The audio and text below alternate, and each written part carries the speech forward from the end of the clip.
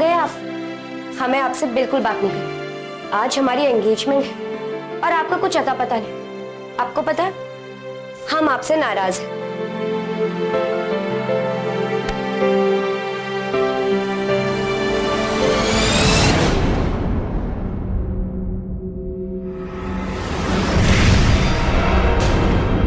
रिश्तों के बगैर इंसान अधूरा होता है। कुछ रिश्ते जन्म से हमारे साथ होते हैं और कुछ रिश्ते जिंदगी में हम कायम करते हैं। वो रिश्ते जो हम खुद बनाते हैं, बगैर भरोसे के उनकी बुनियाद कभी मजबूत नहीं हो सकती। लेकिन दुर्भाग्यवश कभी कभी यही भरोसा साजिश का शिकार हो जाता है। कुछ ऐसा ही हुआ उत्तर प्रदेश के कानपुर की रहने वाली ममता के साथ। ममता जब कानपुर से मुंबई आई तो यहां आते ही उसके कमरे में एक ऐसा शख्स दाखिल हुआ जिसे देखते ही उसके होश उड़ गए। आखिर कौन था यह शख्स जिसे देखकर ममता हैरान परेशान हो गई, और उस कमरे में वो किसका इंतजार कर रही थी?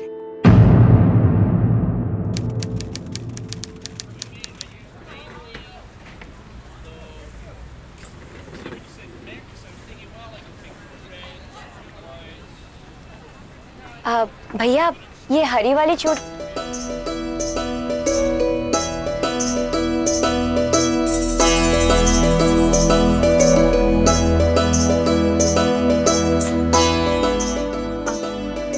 जी सॉरी। जी वो ये चूड़ियाँ पहले आपने ली और मैं, देखिए आई एम सॉरी। भैया आपके पास ऐसी और भी चूड़ियाँ हैं? नहीं, यही लास्ट पीस था। जी आप ये रख लीजिए। नहीं ये चूड़ियाँ आपने पहले ली है, ये आपकी। दरअसल मेरी माँ को ये चूड़ियाँ पसंद नहीं आई। आप ये रख लीजिए, मैं दूसरी देख लेता हूँ। देखिए हम कह रहे हैं ना, ये चूड़ियाँ आपकी है और आप ही रखिए।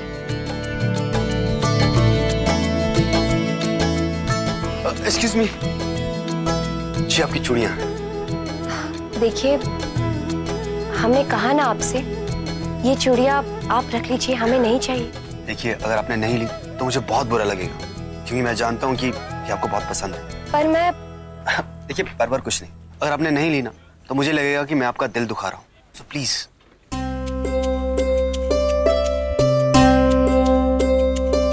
Thank you. एक मिनट,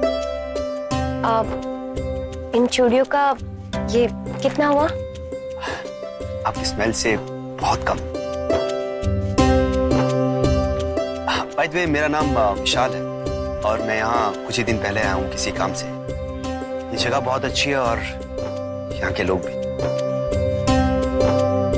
आपसे मिलकर बहुत खुशी हुई। जी वो हमें देर हो रही है, हमें अब चलना चाहिए।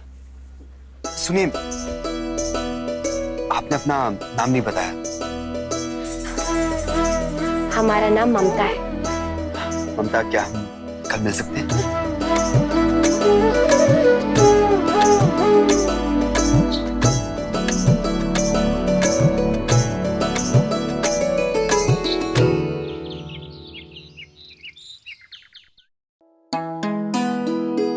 बाबा चाय। कहीं जा रही हो? अब वो हाँ बाबा, वो हमारी एक सहेली है, हम बस उसी से मिलने जा रहे हैं। ठीक है बेटा। हाँ लेकिन जल्दी घर आ जाना। जाओ बेटा।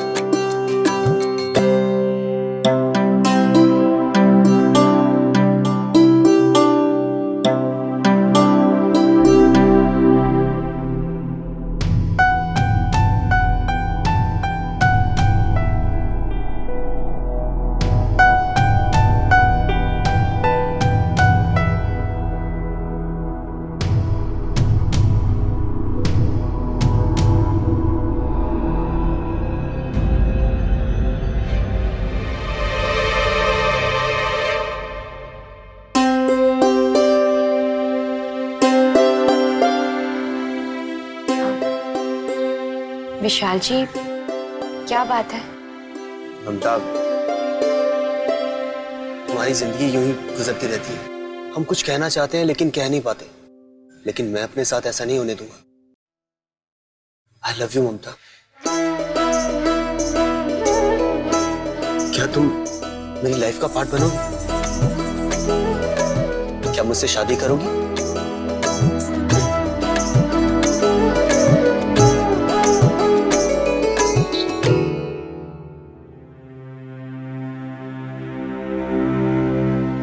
क्या हुआ ममता? मैंने कुछ गलत कहा? नहीं विशाल जी, ऐसी बात नहीं है। देखिए, हम भी आपसे बहुत प्यार करते हैं। हम आपसे शादी भी करना चाहते हैं, लेकिन क्या ममता? लेकिन विशाल जी, हमें नहीं लगता कि कभी बाबा इस बात के लिए राजी होंगे। लेकिन क्यों? तुम्हें मालूम है हम तुम्हारे बगैर नहीं रह सकते। हम यहाँ से दूर, कहीं दूर चले जाएंगे। नहीं विशाल जी, ऐसा करने के बारे में कभी सोचना भी मत। ना तो हम अपने बाबा को छोड़ सकते हैं और नहीं आप। अक्सर जिंदगी में कोई ऐसा शख्स आ जाता है जिससे हम दिल का रिश्ता जोड़ बैठते हैं। ममता के साथ भी ऐसा ही कुछ हुआ। विशाल से उसकी मुलाकात संयोगवश हुई थी, लेकिन अब उनका रिश्ता एक नया आयाम पा चुका था। वहीं दूसरी ओर ममता का अपने पिता नंदलाल से भी अटूट रिश्ता था। जहां वो अपने पिता का विश्वास नहीं तोड़ सकती थी, वहीं अब विशाल से दूर रहना भी उसके लिए मुश्किल होता जा रहा था। ममता दुविधा में थी कि क्या उसके पिता नंदलाल उसका और विशाल का रिश्ता स्वीकार करेंगे। जी नमस्ते। नमस्ते। मैंने पहचाना नहीं आपको। किससे मिलना चाहते हैं आप? बाबा ये विशाल है। अंकल, मैं चाय, कॉफी, लड्डू सब कुछ छोड़कर साफ साफ बात करना चाहता हूँ। मैं ममता से बहुत प्यार करता हूँ और ममता मुझसे। हम दोनों शादी करना चाहते हैं। बस आपकी मंजूरी और आपका आशीर्वाद चाहिए। ममता, मैंने कभी नहीं सोचा था कि तुम ऐसा कुछ करोगी।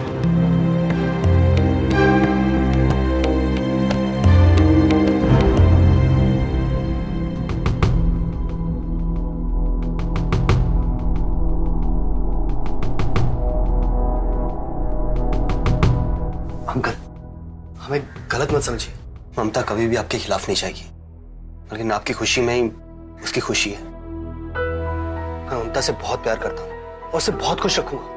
लेकिन अगर आपको लगता है कि मैं ममता के लायक नहीं हूं, तो जैसा आप चाहें। पर विशाल, नहीं ममता, हमारा तुम्हारा रिश्ता तो कुछ दिनों का है, इनके रिश्ते से बढ़कर नहीं। देखो बेटा, ममता की खुशी हमारे लिए सबसे बढ़कर है और हमें लगता है कि उसने सही फैसला लिया है। वरना आजकल के जमाने में तुम्हारे जैसे संस्कारी लड़के कहाँ मिलते हैं। पर बेटा, तुम्हारे घर वाले बात करते तो अच्छा होता। उनसे खुलकर बातें की जा सकती थी। अगर उन्हें कुछ लेना देना होगा तो। नहीं अंकल, आप उसकी चिंता बिल्कुल मत कीजिए। आपने अपनी बेटी मुझे दे दी, सब कुछ दे दी। और वैसे भी माँ का ऑपरेशन हुआ है तो उनका आना पॉसिबल नहीं, पर हम सब मुंबई चल सकते हैं। और बेटा, उन्हें ममता के बारे में पता तो है ना? जी, सब पता है और ममता उन्हें बहुत पसंद है। मैं उनसे आपकी फोन में बात करवाता हूँ।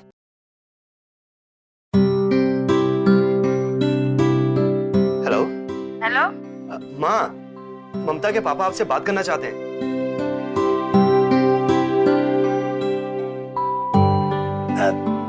जी नमस्ते बहन जी। हेलो जी, नमस्ते। सब तैयारियां हो गई हैं यहाँ। जी? अरे मेरा मतलब है कि आपकी लड़की इतनी पसंद आ गई है हमें कि हमने सारी तैयारियां कर ली है। बस आप लोग आ जाइए। जी बिल्कुल, बस कोई अच्छा सा मुहूर्त मिल जाए। अरे मुहूर्त भी देख लिया है, अगले सोमवार को अच्छा लगन है। कई साल में एक बार ही आता है। अरे वाह, आपने हमारी चिंताएं दूर कर दी। बस जल्दी आपसे मुलाकात कर लेते हैं।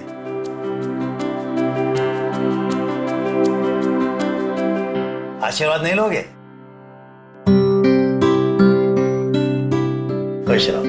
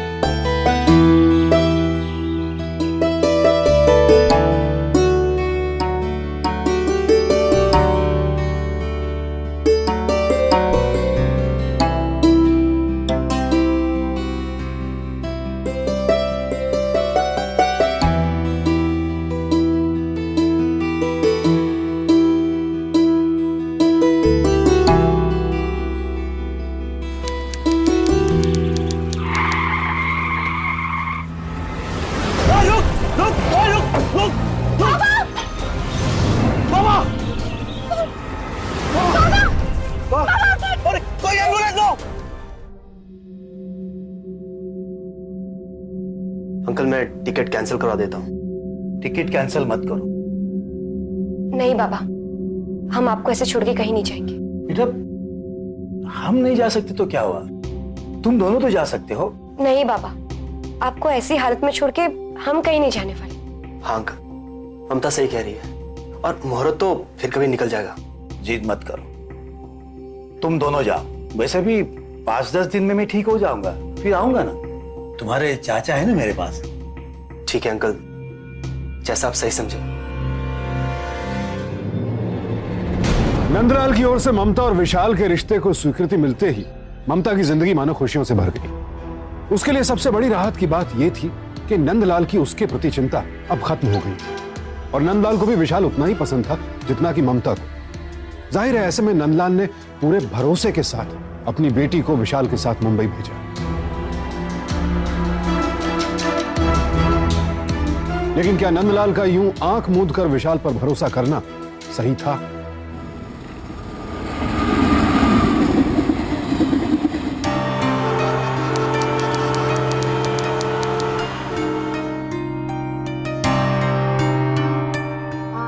वैसे आपने तो कहा था कि आपका शहर कभी सोता नहीं, लेकिन यहाँ तो कितनी शांति है। तुम भी ना, पता नहीं कहां से सब बातें सुन लेती हो। अरे आप इतना चिढ़ क्यों रहे? मैं चिढ़ नहीं रहा हूँ, यहाँ दिन में अक्सर सन्नाटा ही रहता है। सूरज तो यहाँ पे रात को निकलता है, समझी? जी समझ गए। लो आ गए हम। लेकिन फोटो में आपने जो घर दिखाया था वो तो कितना बड़ा और खूबसूरत था, पर ये वहाँ पे रेनोवेशन चल रही है। ये मेरा पुराना घर है, कुछ दिन यहीं पे रहना पड़ेगा। जी। चले? और वैसे भी आपके साथ हम कहीं भी रह सकते हैं।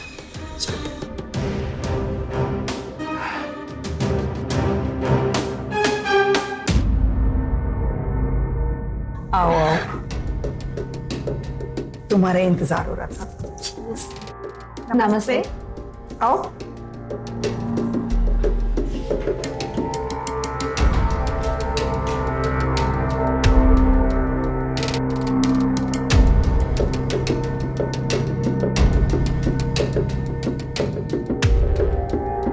और सफर में कोई परेशानी तो नहीं हुई? नहीं आंटी जी, बिल्कुल नहीं। यहाँ सब मुझे अम्मा कह के बुलाते हैं। अब तुम भी इस परिवार का हिस्सा हो तो तुम भी आदत डाल लो। हाँ जी अम्मा जी। क्या ये सारा इंटरव्यू यहाँ भी लेगी? फिर मैं थोड़ा आराम भी करने देगी। हाँ हाँ, एक मिनट।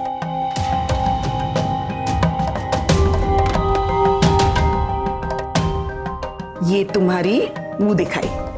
अब लेकिन ले लो ले लो।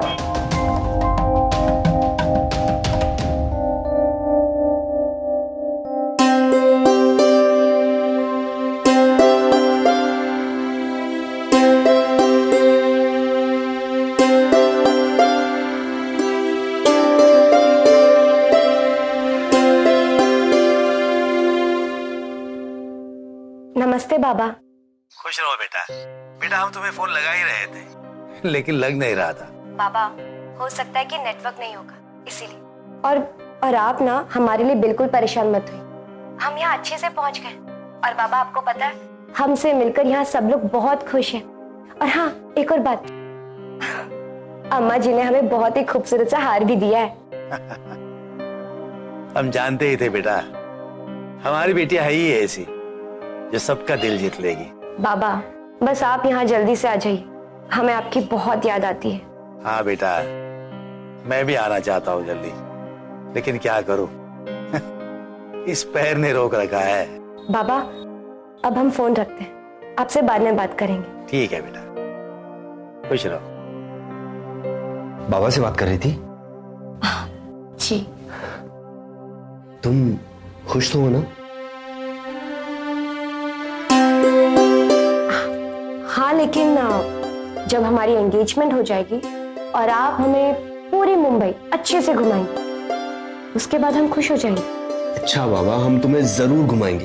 हाँ? अच्छा ये मुझे दो, तुम्हें यहाँ पे रोमिंग बढ़ रही होगी ना, मैं यहाँ पे लोकल सिम इसमें डलवा दूंगा, ठीक है? हाँ, हम आपको बोलने ही वाले थे। चलो चलो जल्दी से रूम खाली करो, मुझे ये पूरा रूम अच्छे से चमकाना है। चलें? चलो।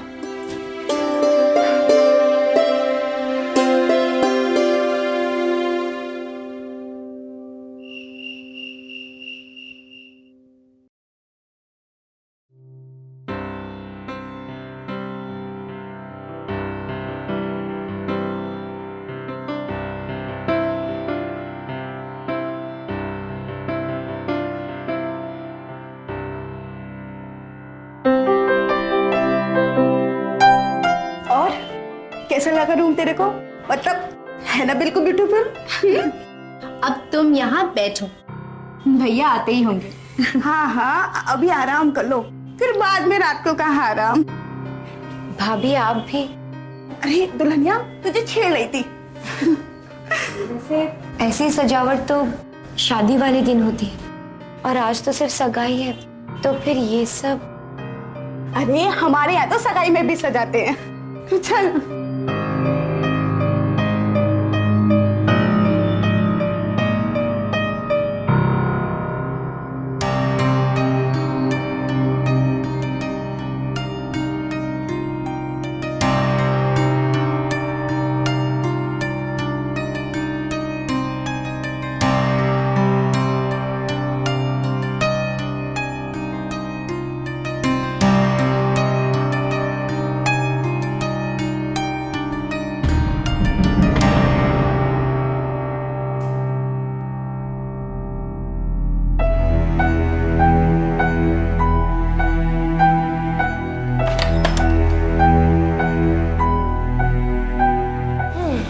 आ गए आप।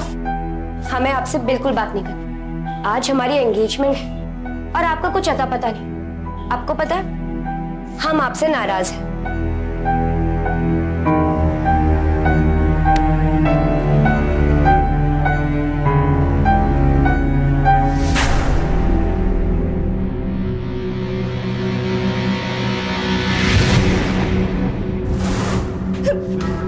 आप कौन है? आज रात का शौर हो तेरा। विशाल!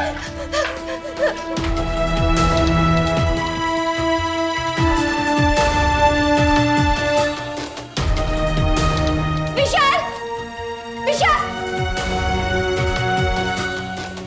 विशाल! विशाल! विशाल!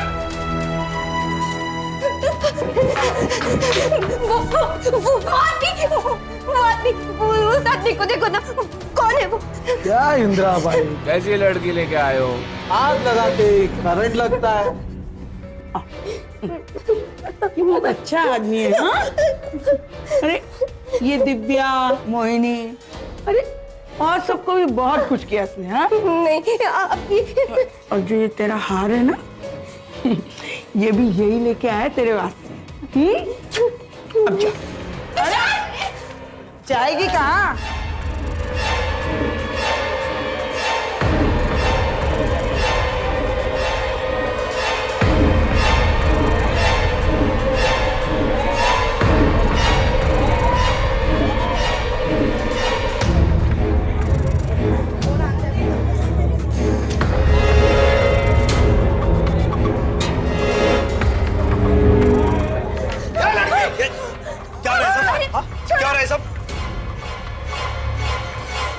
इसको पूछ,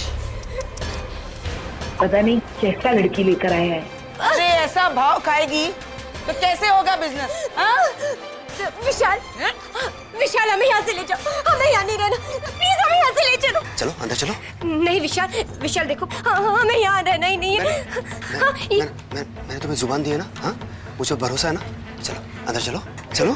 हाँ चलो चलो। लेकिन मैं कह रहा हूँ ना, मैंने कह रहा हूँ कुछ नहीं होगा। आ जाओ चलो। क्या ये भीड़ क्या इकट्ठी की है? हाँ? चलो चलो चलो। मैं हूं ना। विशाल, विशाल देखो ना, हम यहाँ नहीं रहेंगे, हम यहाँ से कहीं और चलते हैं। हाँ चलो। चुप, कब से तेरी नौटंकी देख रहा हूँ।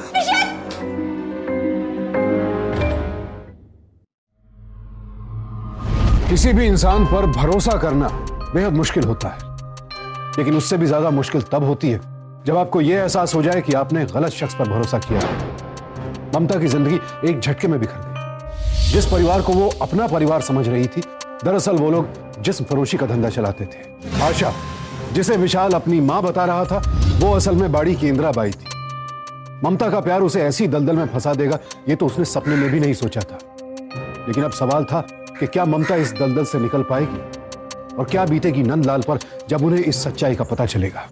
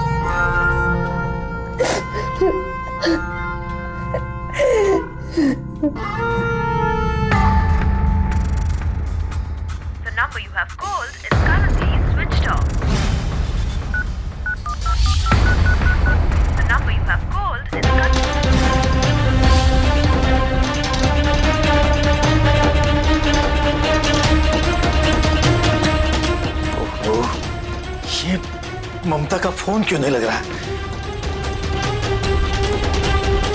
हमें आशा जी का फोन नंबर लेना चाहिए था।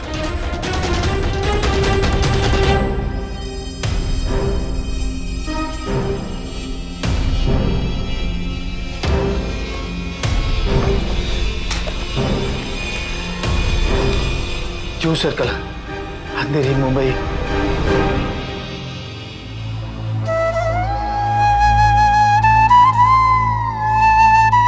ओए, चल भर ले पेट। खाएगी नहीं तो कमाएगी कैसा? और कस्टमर अगर खुश नहीं हुए ना तो देख लेना, समझी? मेरा काम था तुझे बोलना, बोल दिया। अब आगे जो तुझे ठीक लगे वो तू कर।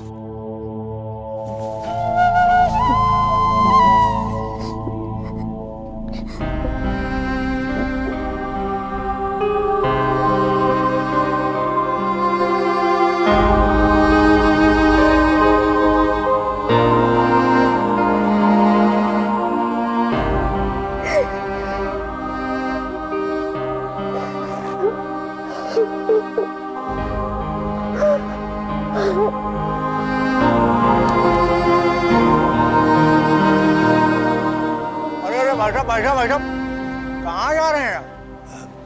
साहब है अंदर। जी आप कौन? जी मैं नंदलाल, मुझे मिलना है उनसे। अच्छा, तो आपको भी साहब से मिलना है? हाँ। देखिए भाई साहब, यहाँ जो भी आता है ना वो साहब से मिलने ही आता है। अब चलिए जाइए, रास्ता ना चलिए। देखिए मेरी बात तो सुनिए, ये विशाल जी का ही बंगला है ना? अरे कौन विशाल जी यार?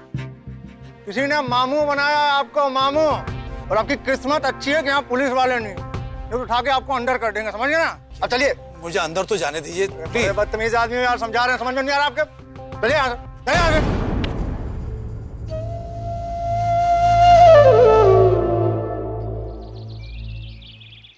एक विशाल नाम का लड़का हमारे गांव में आया, उसने मेरी बेटी को अपने प्यार में फंसाया।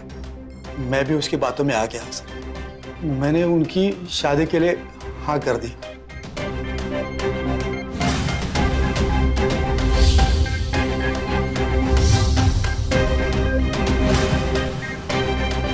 जाने मेरी बेटी कहाँ होगी, इस हाल में होगी।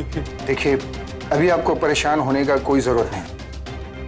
अच्छा, वो विशाल और आपका बेटी ममता, उन दोनों का कोई फोटो है आपके पास? सर विशाल की कोई तस्वीर मेरे पास नहीं है, लेकिन मेरी बेटी ममता की फोटो मेरे पास है। ये साहब, ये कोई बड़ा झोल तो नहीं?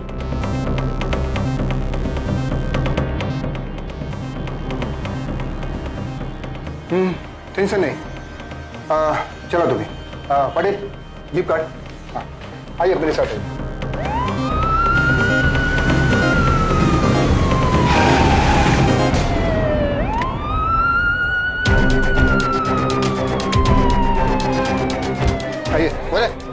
नाराज करा तुम्हें? और सर थोड़ा अपना लड़की को।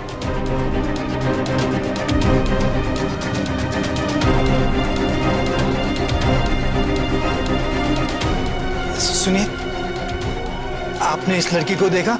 ये मेरी बेटी है ममता। ममता,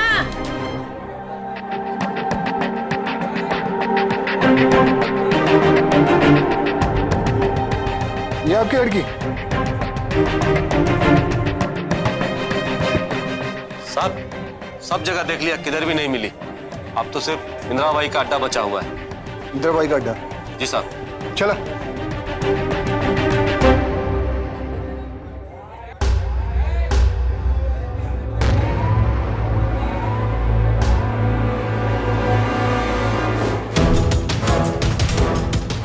अम्मा, अरे खाली पीली काहे को भाग के आ रही है? अरे बाहर वो पुलिस वाले आए हैं, नई छोकरी को ढूंढ रहे हैं। इंदिराबाई, इंदिराबाई इस लड़की को जानती हैं आप? नहीं साहब, साहब काहे को यहाँ लेफ्ट राइट कर रहा है? अरे हमने इस लड़की को नहीं देखा। इनका कहना है कि इनका बेटी तुम्हारे अड्डे पे शायद इधर उधर कहीं।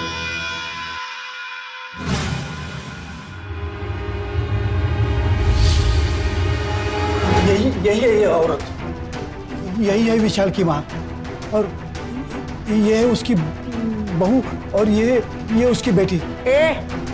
किसकी मारे? साहब इंदिराबाई के कोठे पे फैमिली ड्रामा चालू है। छोड़ूंगा नहीं मैं तुझे। एक मिनट, थामा तभी। क्या कर रहे हैं आप? संभालो अपने आप को, हम पुलिस वाले हैं ना आपके साथ। फिर ये सब नाटक है को?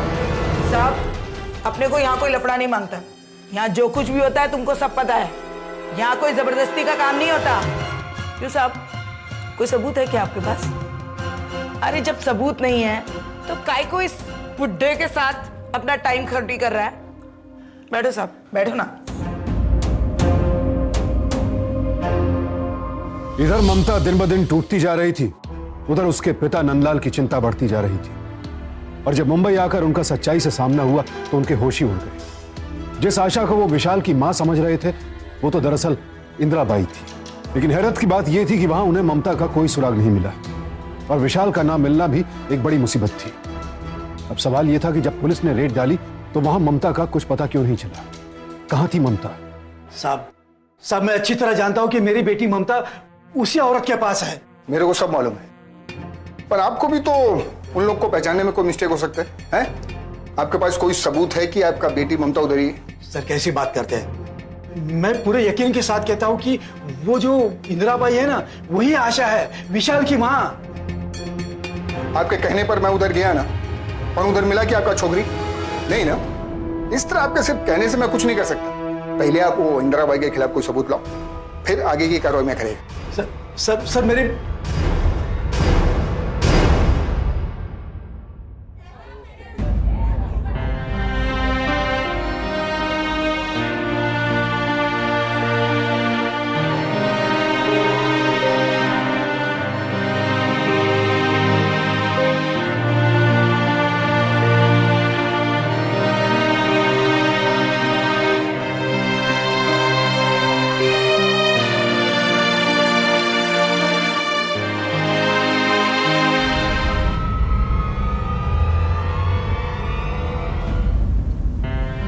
देखो, मेरी बात ध्यान से सुनो। तुम मेरी बेटी जैसी हो, लेकिन मेरी बेटी ममता का कोई पता नहीं। एक विशाल नाम का लड़का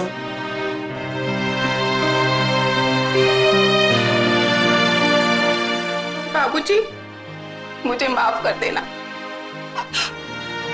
मैंने आपको गलत समझा।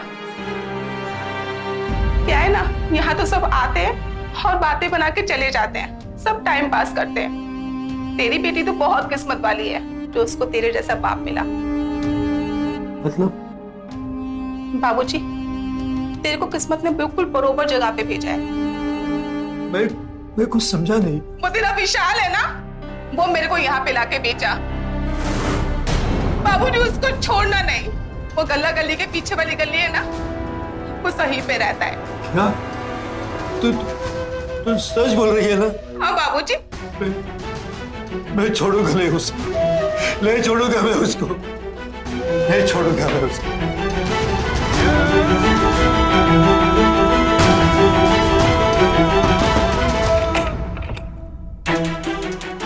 विशाल का है जी सुना नहीं तुमने? मैंने क्या कहा? विशाल को बुलाओ। अंकल आप गलत घर में आ गए, यहाँ कोई विशाल नहीं रहता है। नहीं रहता मतलब? देखो मुझसे झूठ मत बोलो, विशाल को बुलाओ नहीं तो मैं। अंकल मैं आपसे फिर कह रहा हूँ, यहाँ कोई विशाल नहीं रहता है।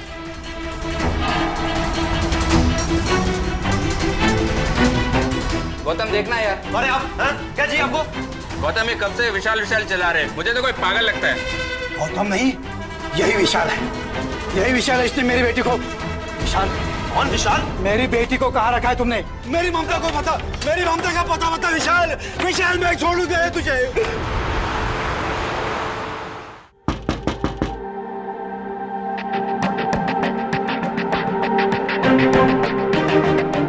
कौन? मुस्तफा खान बोलते हैं मुझे। सुना है कि तुम चिड़िया का धंधा करते हो। मेरा भी वही धंधा है। धंधा करना चाहता तुम्हारे साथ। Wrong address. अरे भाईजान सुनो तो सही, सभी पहचानते मेरे को इधर। आजू बाजू में सबसे धंधा करता है मैं। इंदिरा बाई, लच्छू पहलवान, सबसे चिड़िया का धंधा करता मैं। सुना है तुम्हारे पास एक फ्रेश चिड़िया आई है। बोल क्या मैं तुम्हारे पास? घर पे अगर लक्ष्मी आई ना तो मुंह नको दो, माल दिखाऊं। बंडल का बंडल पड़ा हुआ है मेरे पास, बोलो।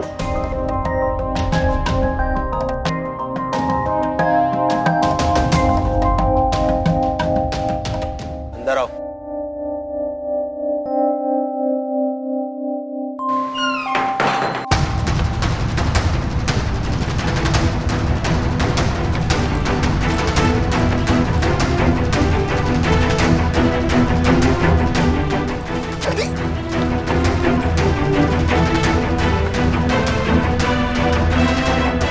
भाईजान पार्टी दुबई की है, समझे? वो क्या नाम है तुम्हारा? मुस्तफा खान। तो भाई ये काम ऐसे नहीं होता, इसमें थोड़ा वक्त लगता है, थोड़ा टाइम लगेगा। आवाज करो ना मियाँ। कितना पैसा मांगता है तुमको? टेबल पे अब भी एडवांस रखता है, लेकिन पक्का टाइम चाहिए मेरे को। बोलो। महीना 10 दिन जाएगा। वो क्या है ना, मेरे को छोटे शहर जाना पड़ेगा, समझा ना? बरोबर समझो।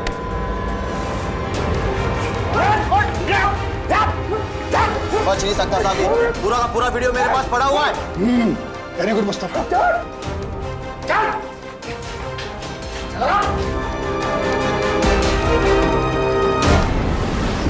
मैं ममता के गाँव गया था साहब, मिलने में मुझे ममता मिली और ममता को देखते मेरे दिमाग में एक प्लान आया। मैंने भाई को फोन किया और फिर ममता को अपने प्यार के जाल में फंसा। उसके बाबा को भी अपने प्यार के जाल में फंसा। मैंने सोचा था कि ममता को बॉम्बे ले आऊंगा और भाई को दे दूंगा। फिर मुझे ममता के बाबा को रास्ते से हटना था और फिर एक दिन मैंने उस आदमी को पैसे दिए। काम बराबर होना चाहिए, सिर्फ एक टांग, मरना नहीं चाहिए।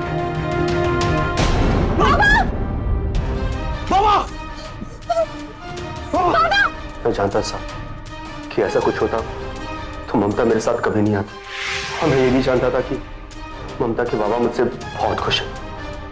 वो ममता को मेरे साथ भेज देती। साहब, ममता इंदिराबाई के पास है, पर मैं नहीं जानता कि अभी भी उसके पास है कि नहीं।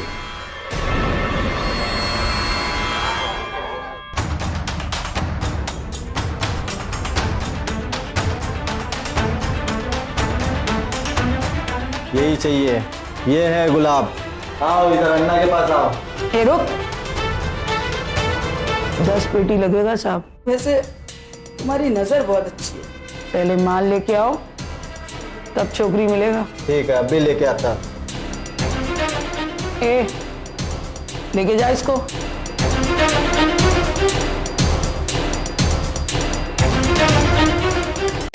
हाँ साहब।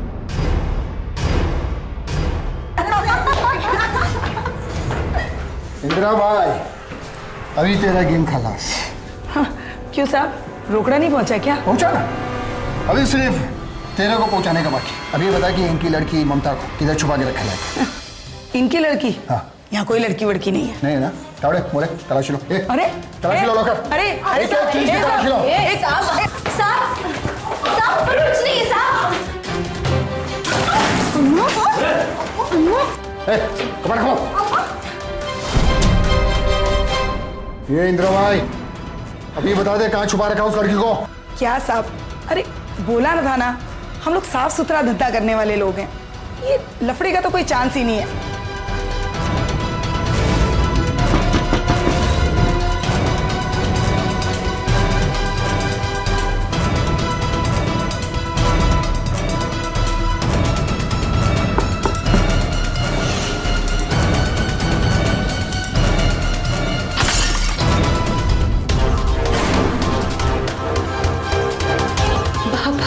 मेरी बच्ची।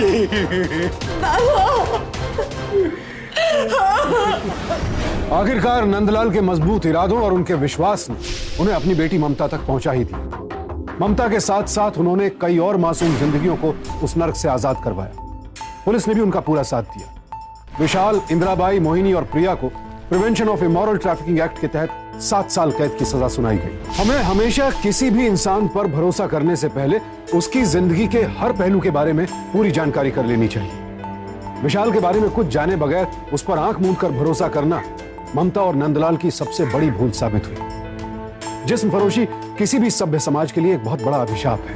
हर रोज ना जाने कितनी मासूम जिंदगियां इस आग में स्वाह होती हैं। एक जिम्मेदार नागरिक होने के नाते यह हम सबका फर्ज है कि ऐसे अपराधों के खिलाफ आवाज उठाएं, क्योंकि अपराधियों की सबसे बड़ी ताकत होती है हमारी खामोशी। इसीलिए आप सबसे प्रार्थना है कि सावधान रहें, सतर्क रहें, सुरक्षित रहें। इसी उम्मीद के साथ अब मैं सुशांत सिंह आपसे विदा लेता हूं। फिर मुलाकात होगी ऐसी एक और सत्य घटना के साथ। देखते रहें सावधान इंडिया, इंडिया फाइट्स बैक। तो सावधान।